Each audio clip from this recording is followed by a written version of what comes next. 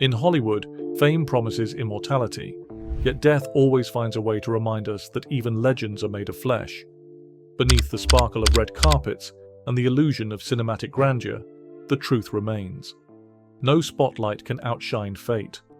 In this world of scripted endings, real life delivers the cruelest plot twists. These aren't just deaths, they are shockwaves that rattled the industry, tore at the hearts of millions, and left questions that still echo through time. What happens when the curtain falls before the final act? When the story ends, not with applause, but with silence? Tonight we step behind the fame and into the shadows, to revisit 10 lives that left the screen too soon and the haunting legacies they left behind. Number 1. James Dean, the rebel who died before the revolution.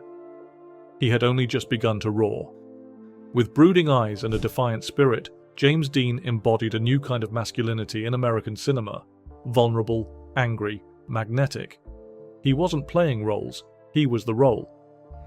By 1955, Dean had filmed just 3 major movies: East of Eden, Rebel Without a Cause, and Giant. But it was enough. Hollywood crowned him the voice of a disillusioned generation. He sped through life like he drove his Porsche Spider, fast, untouchable, and cursed. Dean loved racing almost as much as acting. His silver Porsche 550, which he nicknamed Little Bastard, became a symbol of his reckless freedom. Friends and colleagues warned him to slow down. Even actor Alec Guinness, upon seeing the car, reportedly said, "If you get in that car, you'll be dead in a week." It was said half in jest, a premonition in truth. On September 30th, 1955, as Dean headed to a race in Salinas, California, a Ford Tudor crossed into his path at an intersection near Cholame. The impact was devastating. The driver of the other car survived. Dean did not. His mechanic riding beside him was thrown clear. Dean was trapped in the mangled wreckage, his neck broken, his dreams severed. The film Giant was released posthumously, and with it, the myth of James Dean crystallized, the eternal outsider, too wild for the world that embraced him. He became a cultural icon, not because of how much he gave, but because of how suddenly he was taken.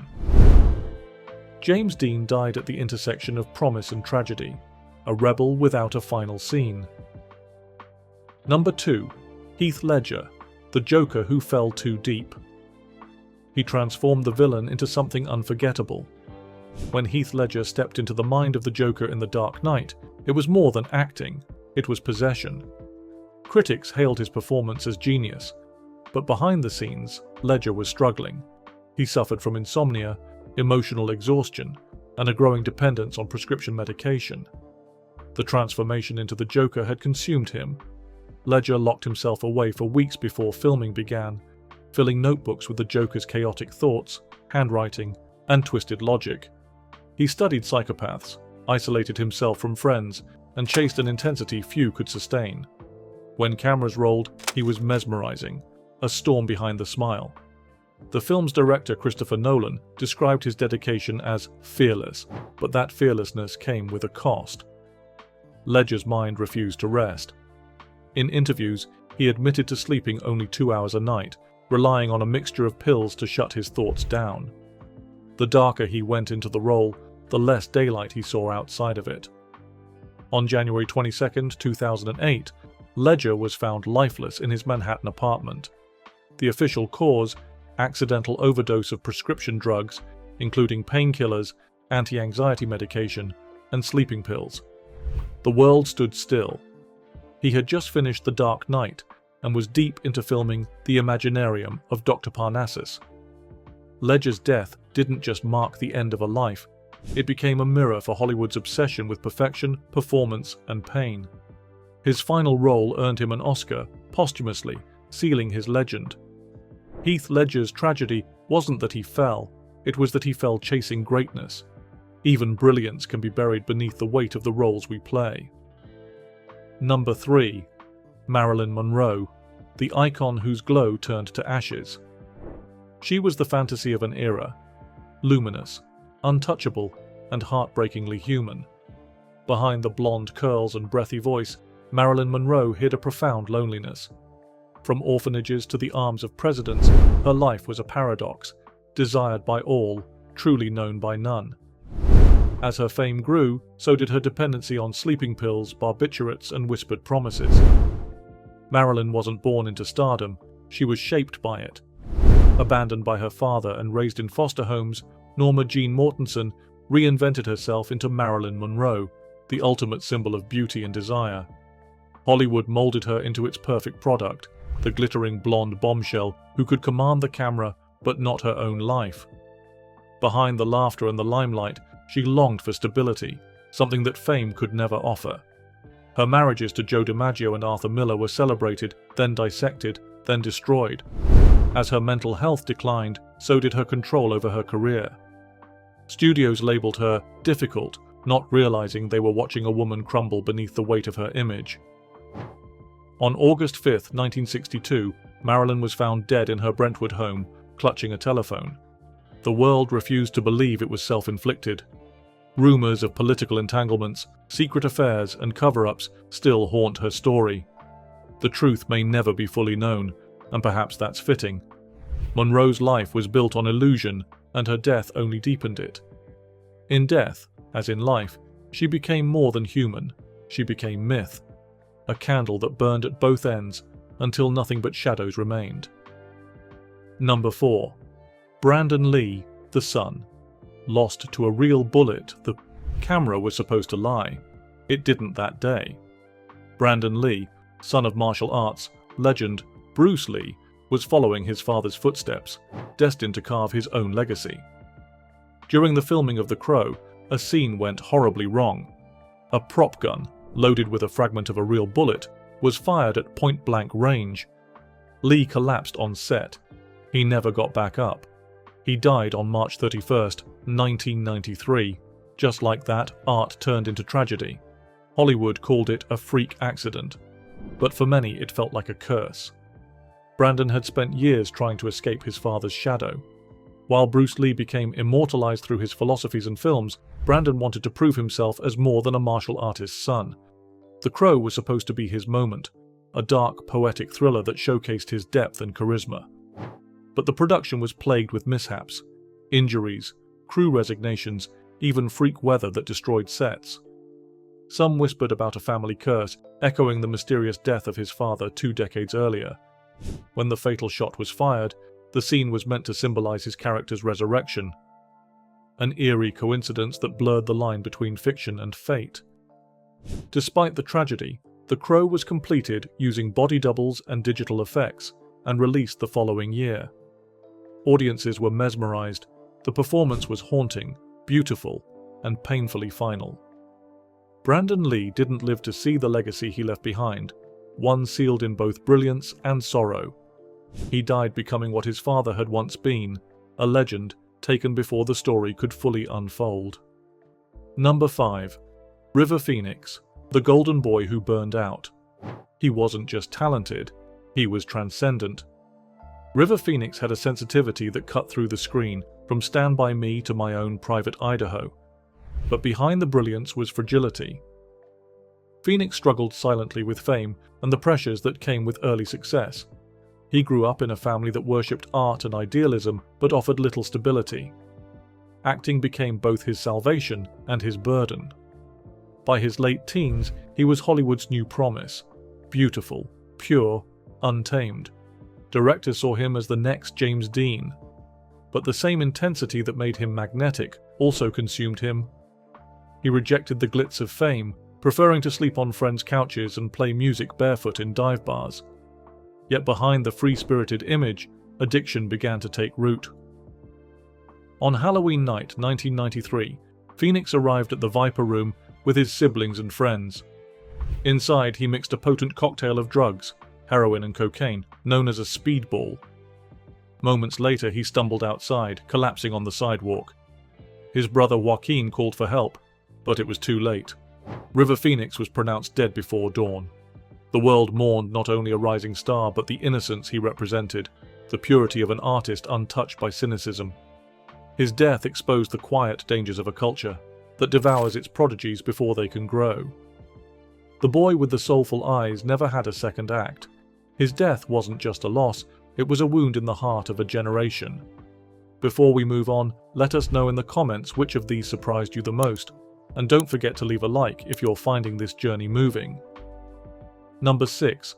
Philip Seymour Hoffman, the Master, who lost the battle. His performances were raw, layered, and painfully human. Philip Seymour Hoffman had a gift to disappear into roles without ever losing himself. But off-screen, he fought a private war. After years of sobriety, Hoffman relapsed. On February 2nd, 2014, he was found dead in his New York apartment with a syringe in his arm and dozens of heroin packets nearby. The industry mourned not just an actor, but a mind, one capable of exploring the full depth of human contradiction.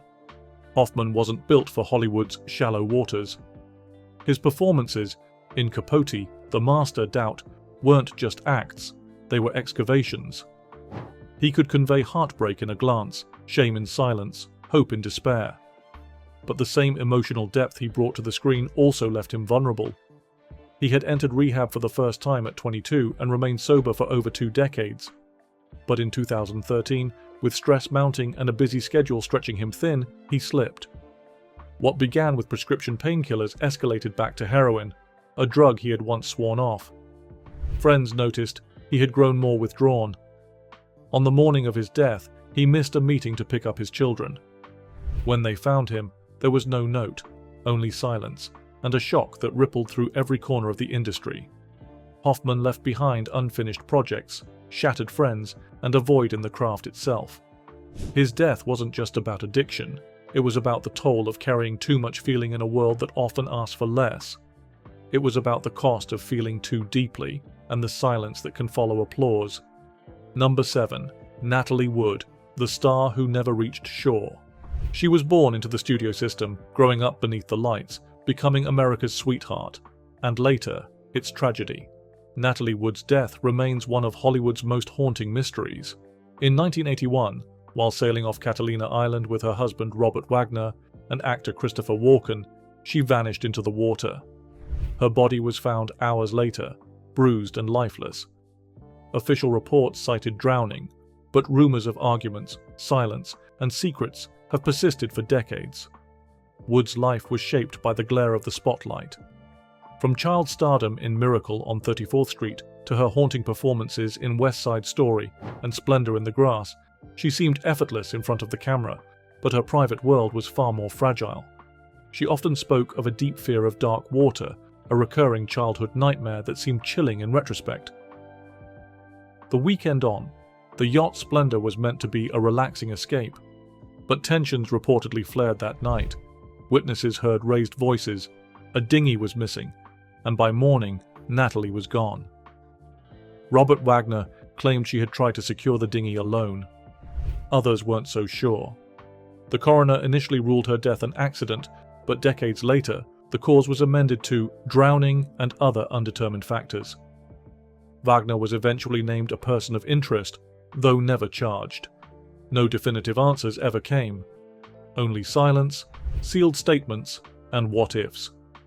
Natalie Wood's story was always cinematic, but its ending felt like a film reel left spinning with no resolution.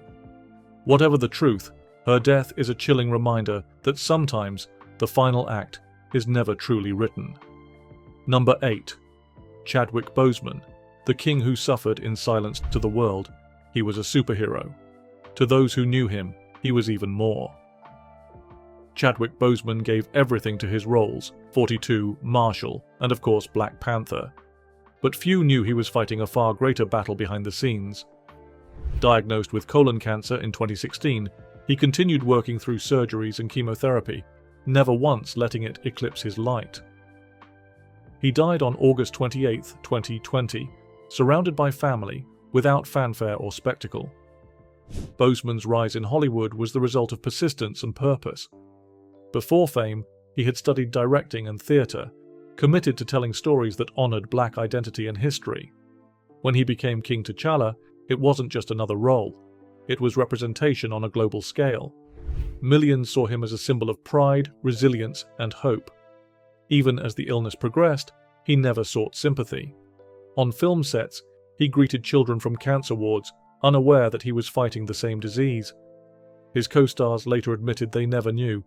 He had chosen dignity over disclosure. His silence wasn't secrecy, it was strength. When news of his death broke, the world was stunned. Fans mourned a hero they thought was invincible. Tributes poured in from every continent, not just for his art, but for his grace under unbearable pain. In the end, Chadwick Boseman redefined what it means to be strong, not through power or fame, but through purpose. His final legacy wasn't just about royalty. It was about quiet strength, the kind that endures long after the curtain falls. Number 9. Paul Walker, the speed that killed the heartthrob. He was the soul of a billion-dollar franchise, beloved for his blue-eyed charm and grounded nature. Paul Walker lived fast, on screen and off.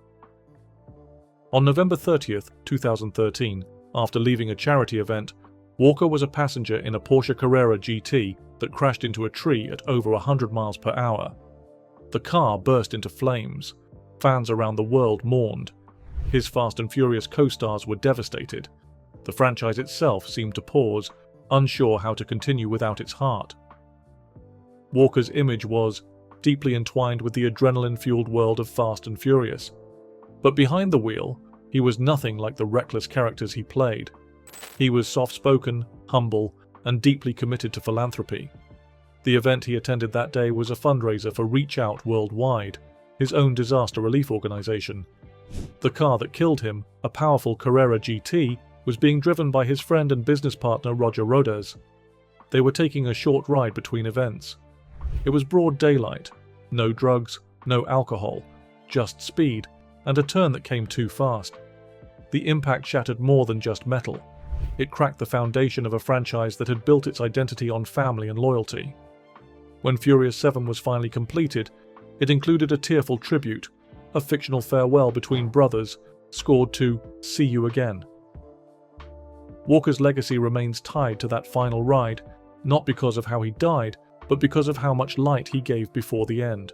Paul Walker didn't just die young, he died in motion, frozen in time, like the characters he played. Number 10. Robin Williams, the laughter that hid the pain. He made the world laugh, he made it cry, and in the end, he made it grieve. Robin Williams was an electric presence, a whirlwind of improvisation, wit, and warmth. But beneath the surface, he battled depression, anxiety, and a rare degenerative disease called Lewy body dementia. On August 11, 2014, he took his own life.